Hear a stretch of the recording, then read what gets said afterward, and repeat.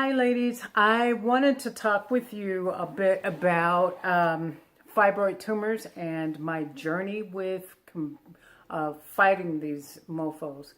The deal is that, uh, over the last several months, they've gotten much worse. And over the last year and a half, I have had 2 surgeries to remove these things, and they keep growing back.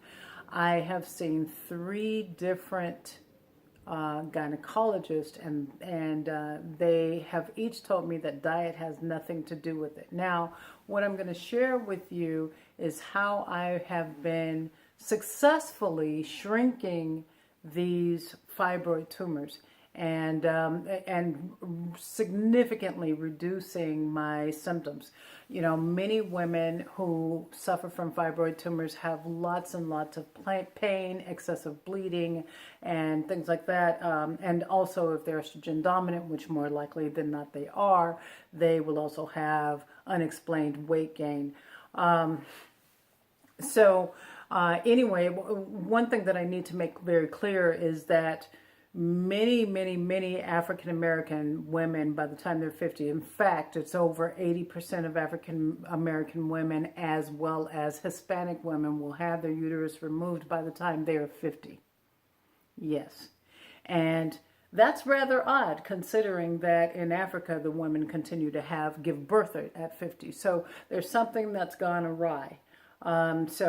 What I have done is gone on this research journey. I needed to find out because my doctor said, a couple of months ago, it was like a couple of times, I was literally hemorrhaging. And so I needed a transfusion and, yada, yada. Anyway, I don't want to die. I'm not ready to do that. And I don't like the idea of taking someone else's blood. And that is only going to address the symptom. Now, I need to get at the source. I didn't want to have my uterus removed. I found out that, because I noticed that a lot of women who have their uterus removed, a lot of times they have back problems. That was one of the things that I noticed. I also noticed that there's this pooch that I would notice that oftentimes that they have a pooch, and I couldn't figure out why. Then I got to thinking back, and I said, I decided to check into it a little bit more. Turns out what happens, back problems are very, very common after having a hysterectomy. What they do when they remove the uterus, oftentimes there's a prolapsing or dropping of the intestines, and then also the bladder. So consequently, a lot of the times there's an issue with incontinence. All of that stuff also drops into the vaginal canal. And so I guess you have like a bladder in your vagina, I guess. I don't know. Anyway, yeah, well, that's really what happens. And so these women have to get it suspended. You've heard of the bladder mesh? That's what that's all about. So, that's not what I wanted. I didn't want to have to go through multiple surgeries, and that sort of thing. I don't need any more back problems. So I decided that I would, figure out what's going on. I've been just reading and researching, and then lo and behold, I was led to a few naturopaths. Sure enough, fibroid tumors are diet related, especially with more melanated women. So if you're of African descent, if you are of Asian descent, a more melanated, like an East Indian, not an Arab necessarily, but an East Indian women also from Fiji. If you're brown like me, and some Asian women, people. The thing is that you're going to be even more prone than Caucasian women to have fibroids. And there's a myriad of problems that, I don't want to get into. I don't want to go and get extremely explicit here, but there are a myriad of problems associated with fibroids. But if you're melanated, if you're darker complected, one of the good things is that you age relatively slowly, because you have so much collagen. one of the bad things is that we also have a tendency to overheal. And so with that being the case, when we take in things, toxins, such as sugar, processed sugar, it causes the uterus to inflame. I was absolutely shocked when I found this out. So sugar is toxic to a more melanated woman. We're supposed to, and so are starchy foods such as rice, white rice, and white potatoes. In fact, they didn't exist. If you go and you can go and check it out, they didn't exist in many years ago. So those kinds of things are processed in the body as sugar. So we have to avoid sugar. Noodles, say no to noodles. Rice, say no to rice. All of that kind of stuff. Wine, say no to wine. Sugar in your coffee, just say no. Because what it does is it causes your uterus to inflame, and then eventually toxins start to accumulate, and it's a way of saving your life so that those toxins are not circulating throughout your system. They become encapsulated into a tumor, and as the more processed foods and sugars that you eat, the bigger the tumors will get.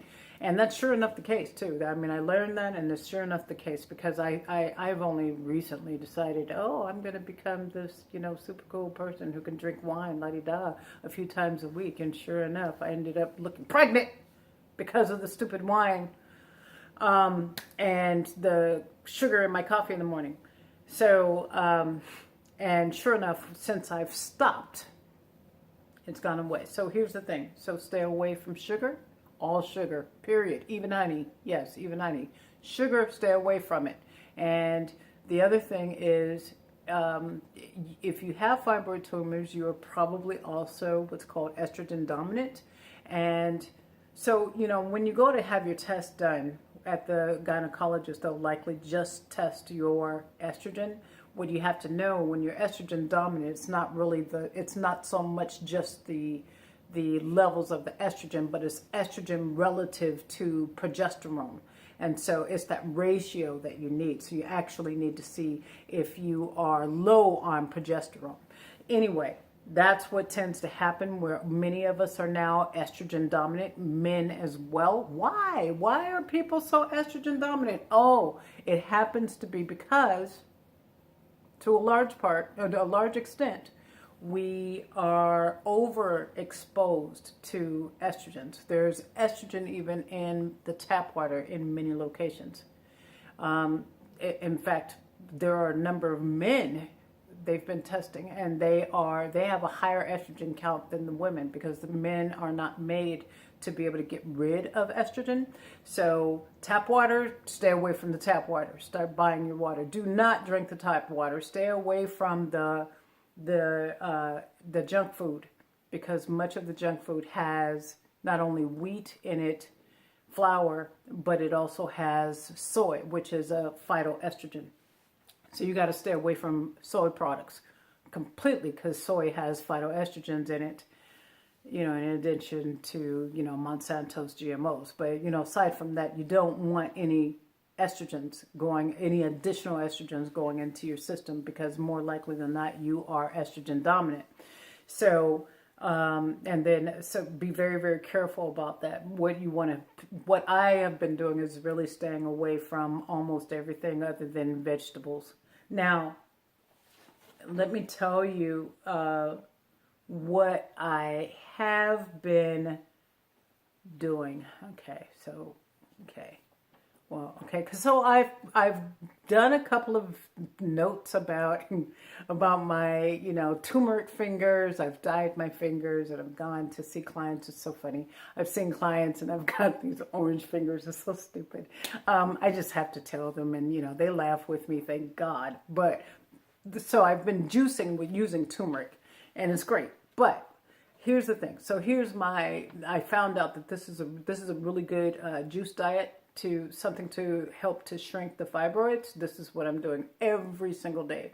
So I go and get one raw beet, and this is including the stems, what that does is it's going to help to build up your hemoglobin, especially if you're a heavy bleeder. You know, it's going to help you to create more red blood cells. It's going to also help to detoxify your liver. The liver is responsible for moderating your estrogen. So, you know, you got to have a good functioning liver. So do get the beet. This is 1 beet, 2 raw lemons, including the skin. And I juice that as well, because the white part is what's most important for the liver portion of it. The other part is important for some other things, but so you need to include the skin. Just make sure you wash it really well prior to. And then 3 turmeric roots. So the turmeric is like the size of your pinky finger.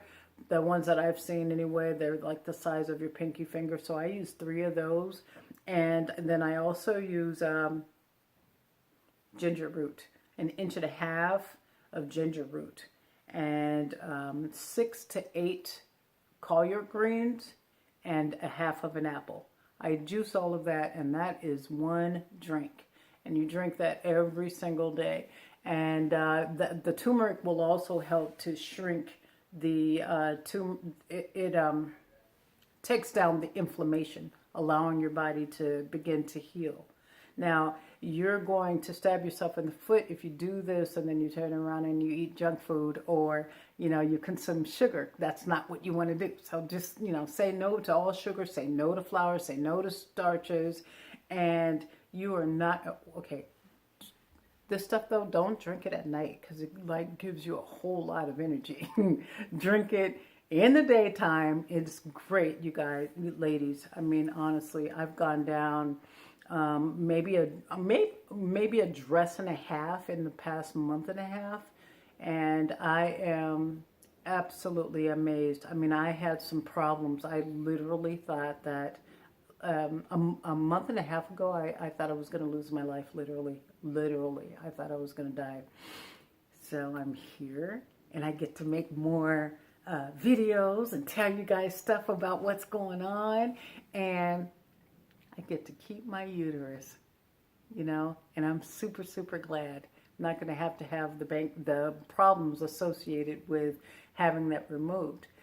You know, it really is just, I just can't express to you how thankful and grateful I am. I also am taking some herbs by Dr. Africa, Africa with a K, and I am, he has on the site, he is a naturopath, one of the naturopaths that I've consulted, and it was just easier to get some of the herbs from him. There's 2 that I take, and it's a fibro care and joint care.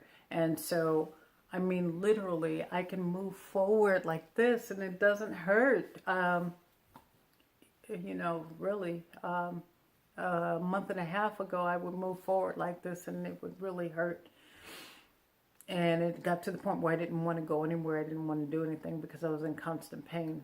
So I'm like super happy, and I really, really hope that this is helpful for you.